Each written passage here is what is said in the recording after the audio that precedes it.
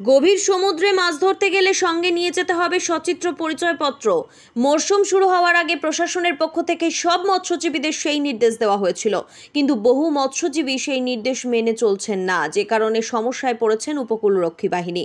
বিশেষত আন্তর্জাতিক জলসীমানার কাছাকাছি ট্রলারগুলোতে থাকা মৎস্যজীবীদের পরিচিতি জানার সময় তাদের সমস্যায় পড়তে হচ্ছে। এক্ষেত্রে দেখা গিয়েছে বহু ভারতীয় ট্রলারের 4 থেকে 5 জন মৎস্যজীবীর কাছে কোনো পরিচয়পত্র থাকে না। তখনই উপকূলরক্ষী বাহিনী সমস্যায় পড়ে যান। তারা এই বিষয়টি মৎস্য দপ্তরকে জানিয়েছিল। এরপরই মৎস্য দপ্তর উপকূলরক্ষী বাহিনীর উপস্থিতিতে মৎস্যজীবী সংগঠনের সদস্যদের নিয়ে বিশেষ বৈঠক করে।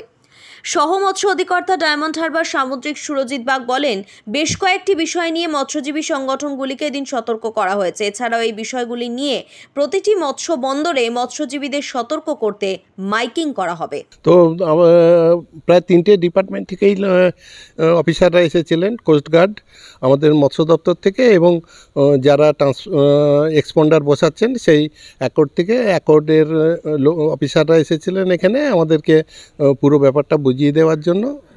3টি দপ্তর থেকে আমাদের ইউনিয়নে মিটিং হয়েছে।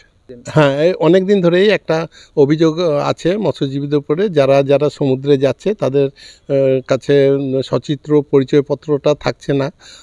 সেইটা ওনারা এই ব্যাপারটার উপরে গুরুত্ব দিয়েছেন এবং আমরা ওনাদেরকে আশ্বস্ত করেছি। কারণ কি, আমরা যখন প্রত্যেকটা লোক সমুদ্রে যায় তাদের করতে হয়, ইন্স্যুরেন্স করতে হয়।